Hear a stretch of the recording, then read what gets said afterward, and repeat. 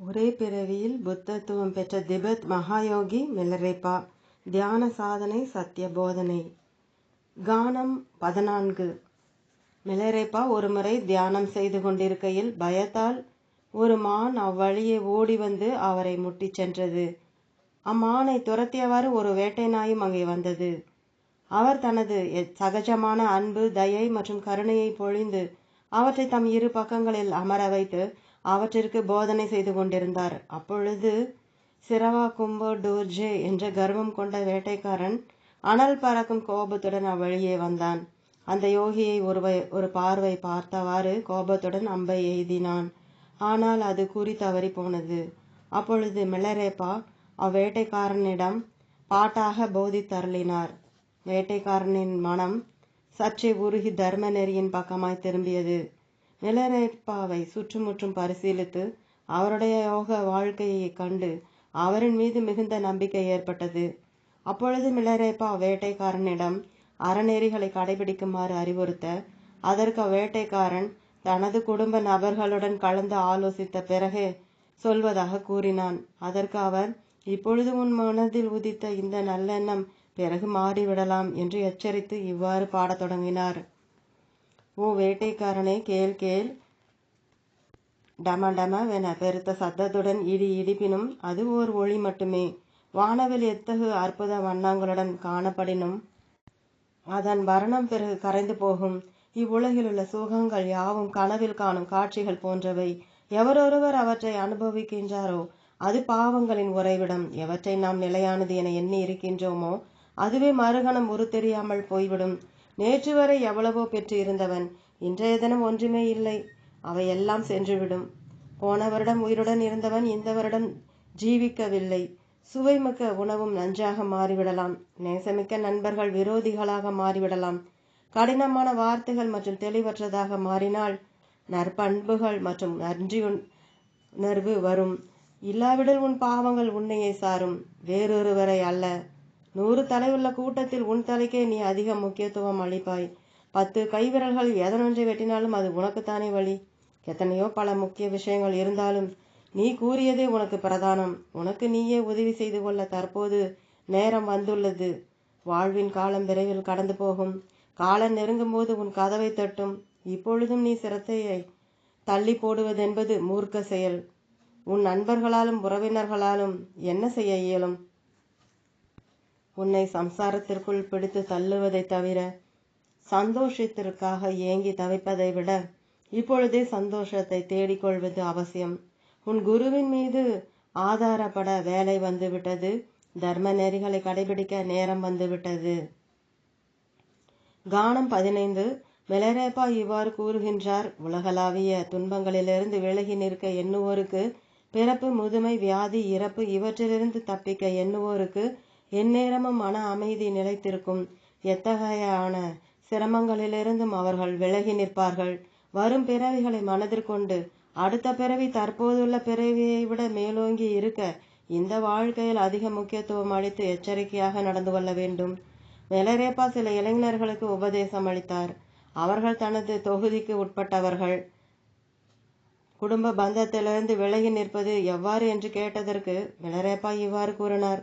கேளுங்கள் கேளுங்கள் என்று இவ்வாறு பாடத் தொடங்கினார். இவ்வுலகில் சஞ்சரிக்கும் சைத்தன்யர்களான நாம் பள்ளத்தை நோக்கி பாயும் இந்நான்கு துன்பம் எனும் பிரவாகத்தில் சிக்கிக்கொண்டு அடித்து செல்கின்றோம். இவற்றனைத்தோடு ஒப்பிட்டால் உலகில் வரப்போகும் பிறவிகள் எத்தகு பலமாய் இருக்குமோ. இவற்றை தாண்ட அவர்கள் ஏன் தேர்ந்தெடுக்கவில்லை? வருங்காலத்தில் எடுக்கின்ற பிறவிகள் படு பயங்கரமாய் இருக்கும். பயங்கரமான பூத பிசாசுகள் மற்றும் யமன் அவர்கள் அனைவரும் மனதில் ஏற்றுக்கொண்டு ஏன் ஒரு நல்ல வழிகாட்டியை தேர்ந்தெடுக்க கூடாது? விபரீதமான கோரிக்கைகள், பகை மற்றும் அறியாமை உங்களை அச்சமுறுத்தவில்லையா? இத்தகு காரிருள் ஆன வருங்காலத்திற்கு ஏன் தீர்வை தேர்ந்தெடுக்க கூடாது? கோரிக்கை, லௌகீகம் மற்றும் அலௌகீக உருவங்களோடு கூடிய இம்மூன்று திசை உலகம் எத்தகு சிறப்புடையது! அதைவிட முடிவற்ற இந்த ஜனன மரண மார்க்கமே மேலும் சிறந்தது. அதற்கு அனுகூலமாக நீங்களே ஆயத்தமாக கூடாது. உங்கள் வாழ்க்கையின் மீது உங்களுக்கு நம்பிக்கை குறைந்திருந்தால் தர்ம நெறியை கடைபிடிப்பது சாலச் சிறந்தது. மிலரேபா மேலும் இவ்வாறு கூறினார். இந்த மனித உடல் மிக உன்னதமான வரம். மதிப்புள்ள ஆபரணங்களை விட மிகவும் விலை மதிக்கத்தக்கது. அறநெறிகளை கடைபிடிக்க அரிய பெரும் வாய்ப்பு. 100க்கொருவர் புத்த தத்துவம் பெறுவது கடினம். எவ்வளவோ சிரமத்தோடு உத்தம குருமார்களை சந்திக்க வாய்ப்பு மற்றும் புத்த தத்துவ சாதகத்திற்கான அனுகூலமான சூழ்நிலைகள் எல்லாம் இப்பொழுது உனக்கு கிடைத்துள்ளது. எல்லா விதங்களின் சிறப்பாக உள்ள இந்த சூழ்நிலைகள் கிடைத்ததற்கு நீங்கள் மிகவும் அதிர்ஷ்டசாலிகளே. அவற்றையெல்லாம் வீணாக்காதீர்கள். தர்ம நெறிகளை கடைபிடியுங்கள். கானம் 16. மிகச்சிறந்த சீடருள் ஒருவரான சிவாய் தம் குருவான மிலரேப்பாவிடம் ஒரு கேள்வி எழுப்பினார். வாழ்க்கை இறுதி முடிவு எப்படிப்பட்டது? சாதகன் அனுபவிக்கும் இன்ப துன்பங்கள் 6 தலங்களில் எவ்வாறு இருக்கும்? குறிப்பாக தேவர்கள் அனுபவிக்கும் போக பாக்கியங்கள் எத்தகையது என்று கேட்டார். அதற்கு சமாதானமாக குருவானவர் இவ்வாறு விளக்கினார். தேவர்கள் அனுபவிக்கும் போக பாக்கியங்களை கண்டு பெருமிதம் கொள்ளாதே. அவர்களுக்கும் நம்மை போலவே துன்பங்கள் துயரங்கள் உண்டு என்று கூறி இவ்வாறு பாடத் தொடங்கினார். சொர்க்கவாசிகள் அனைவரும் தேவர்கள் அனுபவிக்கும் போக பாக்கியங்கள் கோரிக்கைகளை தீர்க்கும் காமதேனு அளிக்கும் வரம் போன்றது. அது ஒரு பொழிவு மட்டுமே. ஆனால் அதனின்று என்ன நன்மை விளைந்திடப் போகிறது? உருவமற்ற சொர்க்கத்தில் உள்ள தேவர்கள் அனைவரும் நன்மை தீமைகளின் வேற்றுமை அறியாதவர்கள். மூர்க்கத்தோடும் அலட்சியத்தோடும் வாழ்பவர்கள். ஏனென்றால் அவர்கள் மந்த புத்தி கொண்டவர்கள். உண்மையில் அவர்களுக்கு எத்தகைய எண்ணங்களும் இயலாது. அவர்கள் நம்ப வைப்பதற்காக மதியற்ற செயல்கள் புரிவார்கள். கனப்பொழுதில் அவர்கள் வெவ்வேறு தலங்களில் வாழ்வார்கள். உண்மையில் அவர்களுக்கு இது இவ்வளவு கருணையற்ற செயல் என்பது தெரியுமோ இல்லையோ? ஐயோ, அந்த சொர்க்கவாசிகள் தெளிந்த பார்வையும் மரியாதையும் ஏதுமற்றவர்கள். என்றைக்கு அவர்கள் கொடூரமாக இம்சிக்க நினைக்கின்றார்களோ அன்று அவர்களின் வீழ்ச்சி துவங்க நேரிடும். அவர்களின் திவ்யத்துவம் விழ காரணமாகிவிடும். சூன்யமான அவர்களின் பேச்சும் கைகலப்பும் தொண்டை வற்றி போகும் அளவிற்கு இருக்கும். அவர்களின் பதில்கள் மேலே தேவலோகங்களில் உள்ளோர் ஞானத்தால் சம்பாதித்த சொர்க்கம், மேல் 5 சொர்க்க தலங்கள், கீழ் 12 தலங்கள். அவர்களின் திவ்யத்துவம் உள்ளவரையில்தான் அங்கு வாழ முடியும். எல்லைக்குட்பட்டது அவர்களின் நற்பண்புகள். அவர்களின் கர்மாக்கள் உலகியலோடு ஒட்டி இணைந்தவை. அவர்கள் கடைபிடிக்கும் தர்ம நெறிகள் பௌதிகமான கோரிக்கைகளை ஒத்தே இருக்கும். ஆனால் மிகச்சிறந்த யோகிகள் மட்டும் மன உறுதியுடன் இருப்பார்கள். அவர்களின் உள்ளங்களை இன்னும் பரிசுத்தமாக்கி கொள்ள வேண்டும்.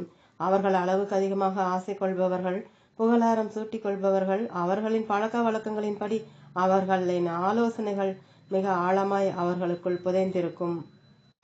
மிக நீண்ட காலமாக உறங்கி கிடக்கும் அவர்களின் தீய எண்ணங்கள் விழித்தெழும். அப்பொழுது அவர்களின் திவ்யத்துவம் மற்றும் அதிர்ஷ்டம் எல்லாம் விரயமாகும். அப்பொழுது அவர்கள் மிக குறைந்த தலங்களுக்குள் கீழிறங்க நேரிடும். தேவர்களின் மரணம் பற்றி விவரித்தால் ஆச்சரியத்தாலும் கவலையாலும் உங்கள் இதயங்கள் பிளவடையக்கூடும். இவற்றை எல்லாம் மனதில் ஏற்றுக்கொண்டீர்கள், ஆனால் தியானம் செய்ய இயலாது. கானம் 17. குழம்பிய மனநிலையில் சீடர்கள் அரக்கர்களின் துன்பங்கள் பற்றி விவரிக்குமாறு கேட்க அம்மகாயோகி இவ்வாறு பாடத் தொடங்கினார். அரக்கர்களின் துன்பங்கள் சொல்லிற்கடங்காதது. அவர்களின் தீய எண்ணங்களே அவர்களை தவறான பாதைக்கு மாற்றிவிடும்.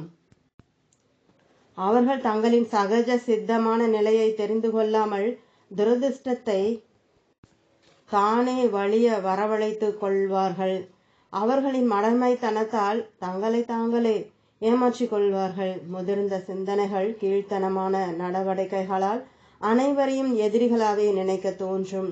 கனப்பொழுதும் சத்தியம் அறிய எண்ணம் கொள்ளாதவர்கள் சகஜமான தீய குணங்களினால் மிகவும் நஷ்டமடைவார்கள். அன்பு, கருணை இவற்றை கடைபிடிப்பது அவர்களுக்கு மிகவும் கடினம். பலமான பாவச் செயல்கள் அவர்களை அழிவில் கொண்டு நிறுத்தும். அவர்கள் நல்லதை கேட்க மாட்டார்கள், கடைபிடிக்கவும் மாட்டார்கள்.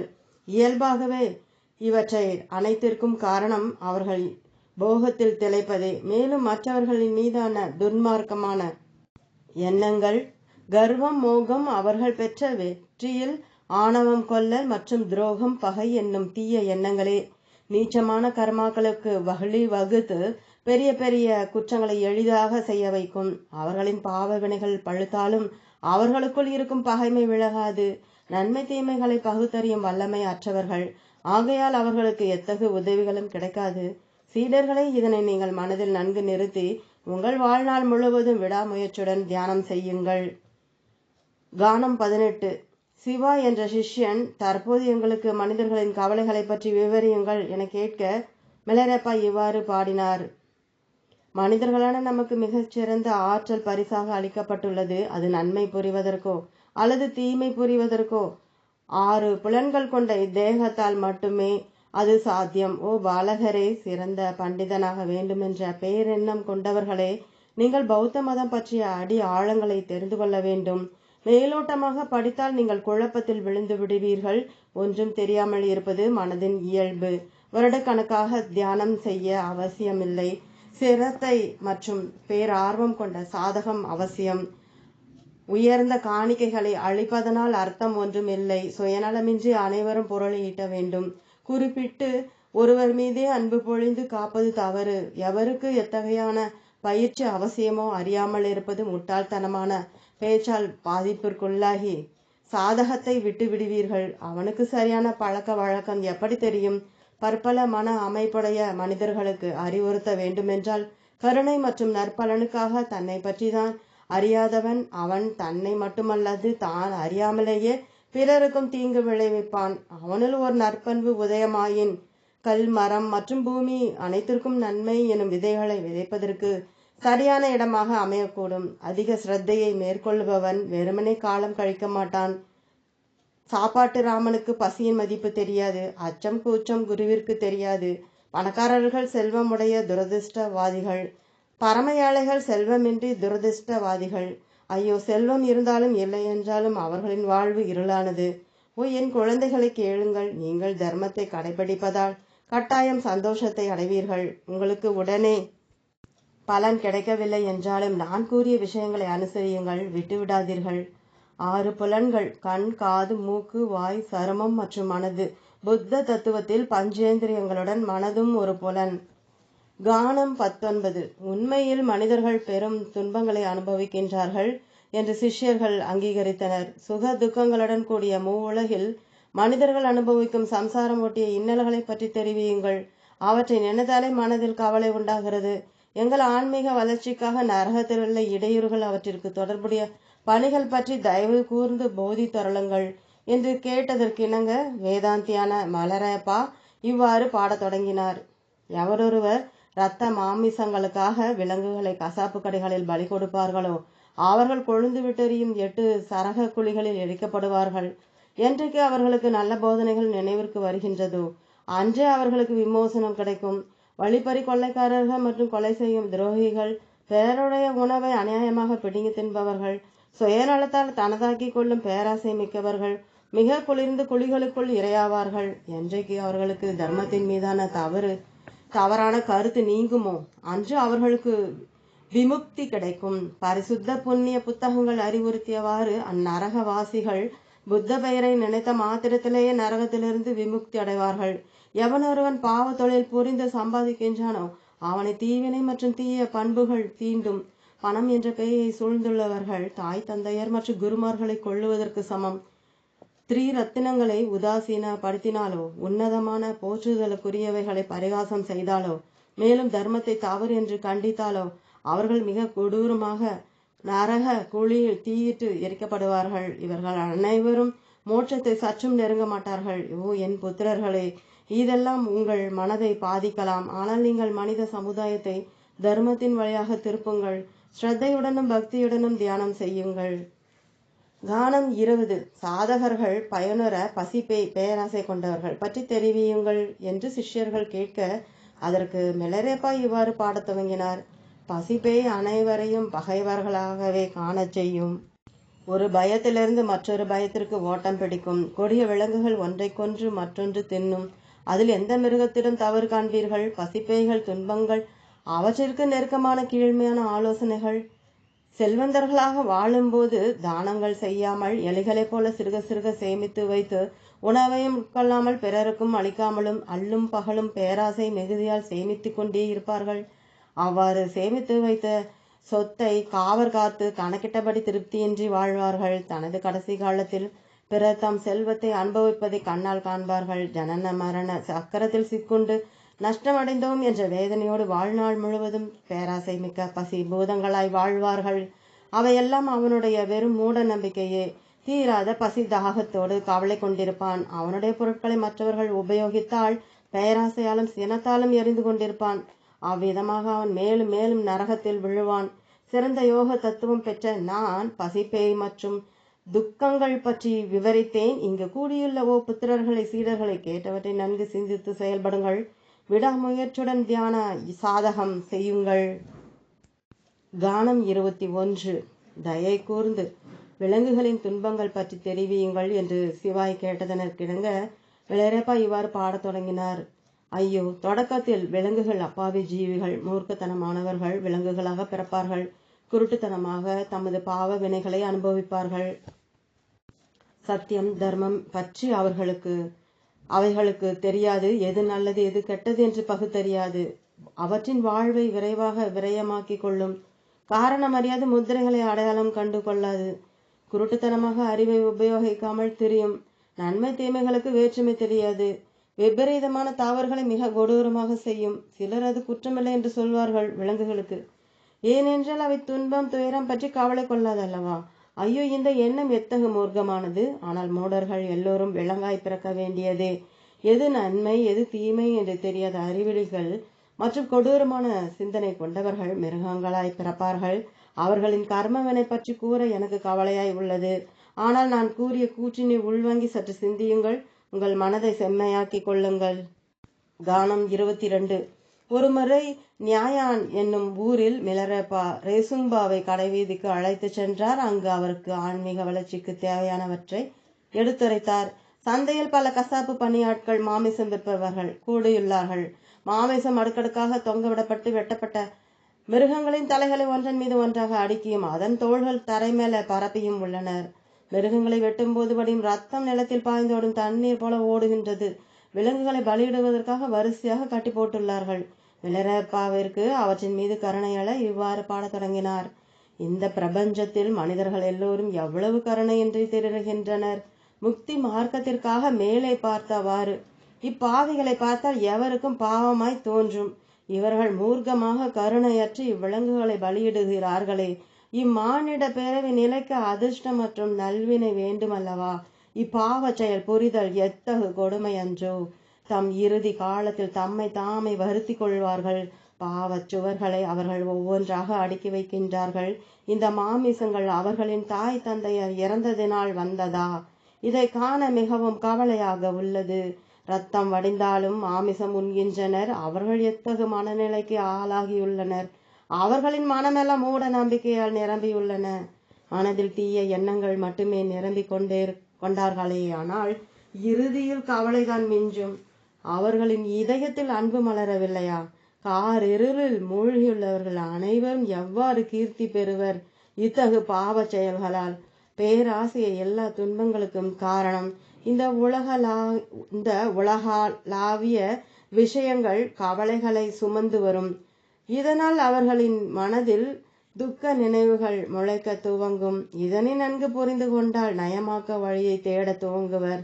இவர்களை பற்றி நான் சிந்தித்ததில் வரப்போகும் பிறவிக்கு பீஜங்கள் விதைக்கின்றனர் என்று தெரியாமலே இக்குற்றங்கள் புரிகின்றனர். நான் கவலையால் வருந்தி வாடுகிறேன். எனக்கு அவர்களின் நிலையை எண்ணி அச்சம் தோன்றுகிறது. ரேசுங்பா, இவற்றை எல்லாம் கண்டால் உனக்கு பவித்திர தர்மங்கள் நினைவிற்கு வரவில்லையா? இத்தகைய உலகத்தை எண்ணி உன் மனம் துன்பப்படவில்லையா? எழுந்திடு, எல்லாவற்றையும் துறக்க நிர்ணயித்துக்கொள். செல் ரேசுங்பா, குகைக்குள் செல். தியானத்திற்கு நெருக்கமடைவாயாக. குருவின் பேருரையை ஏற்று நட. பாவ செயல்களை எல்லாம் விலக்கிவிடு. உலகளாவிய விஷயங்களை எல்லாம் பக்கம் வை. நன்கு கடுமையாக தியான சாதகம் செய். கொடுத்த வாக்கை காப்பாற்றிக்கொள். தியானத்திற்காக உன் வாழ்க்கையை அர்ப்பணித்துக்கொள். கானம் 23. பர்தார்டம் என்ற 15 வயதுடைய ஓர் அழகிய இளம்பெண் மிலரேப்பாவிடம், தங்களை தரிசித்த மாத்திரத்திலேயே நான் உயரிய நிலை அடைந்தேன். தங்களின் சிஷ்யை ஆகவோ அல்லது வேலைக்காரி ஆகவோ என ஏற்றுக்கொள்ளுங்கள் என்று கேட்டுக்கொண்டாள். உண்மையாக நீ தர்மத்தை கடைபிடிக்க விரும்பினால் இந்த உலகளாவிய விஷயங்களை உன் எதிரியாக உணர்ந்து அதை கைவிட வேண்டும் என கூறி மிலரேப்பா இவ்வாறு பாடத் தொடங்கினார். அதிர்ஷ்டசாலியான ஓ பெண்ணே, நன்கு கேள். பெருத்த விசுவாசம் மற்றும் செல்வங்கள் பெற்றவளே, வரும் பிறவிகள் இப்பிறவியை விட நன்கு அமைய எத்தகு நிபந்தனைகளை உருவாக்கி கொள்ள வேண்டும் என்று உனக்கு தெரியுமா? கூற்ற சுபாவத்துடன் கொடுப்பது என்பது குறைக்கும் திருநாய்க்கு உணவு படைப்பது போலாகும். அவற்றால் நன்மையை விட தீமையே அதிகம் விளையும். லாபம் ஒன்றுமில்லை சத்தமாக குறைப்பதை தவிர. குறைகளை விளக்கு, இப்பொழுதாவது உணர், அது தீய கர்மா என்று. ஓ அதிர்ஷ்டசாலியான பெண்ணே, நன்கு கேள். இப்பிறவி குறித்து அறிந்தவை சிலவே. வரப்போகும் பிறவிக்காக ஆயத்தமாக உள்ளாயா? உன் தீபம் ஏற்று கொண்டாயா? இன்னும் ஆயத்தமாகவில்லை எனில் அந்த திவ்ய ஒளிக்காக தியானம் செய். இதற்காக நீ நன்றி கெட்ட எதிரிகளை உதவிக்கு அழைத்தால் உனக்கு நண்பன் கிடைக்க மாட்டான் அல்லவா? நீயும் பாதிக்கப்படுவாய். குருட்டாக எச்செயலையும் செய்யாதே, விழிப்புணர்வோடு இரு. இது போன்ற தீயவைகளை வீசி எறி. கவனத்துடன் நட. ஓ அதிர்ஷ்டசாலியான பெண்ணே, நன்கு கேள். வரும் பிறவிகள் இதைவிட மோசமாக இருக்கலாம். அடுத்த பிறவிக்கான ஒரு நல் வழிகாட்டி உன் பயணத்தில் உனக்கு துணையாக உள்ளானா? சரியான வழிகாட்டி உனக்கு துணையாக இல்லையென்றால் பவித்திரமான தர்மத்தின் மீது ஆதாரப்படு. சொந்த பந்தங்களோடு கவனமாயிரு. அவர்கள் இந்த பவித்திரமான தர்மங்களை சீர்குலைத்து விடுவார்கள். அவர்கள் உனக்கு தீங்கு விளைவிப்பார்களே தவிர உதவி புரிய மாட்டார்கள். உனக்கு தெரியுமா, உன் சொந்த பந்தங்களே உன் எதிரிகள் என்று? இதுவே நிஜமானால் கட்டாயம் அவர்களை விட்டு விலகிவிடு. அதிர்ஷ்டசாலியான ஓ பெண்ணே, நன்கு கேள்.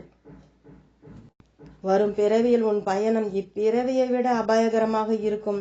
அப்பிறவிக்காக விடாமுயற்சி என்ற சரியான குதிரையை தயார் செய்து கொண்டாயா?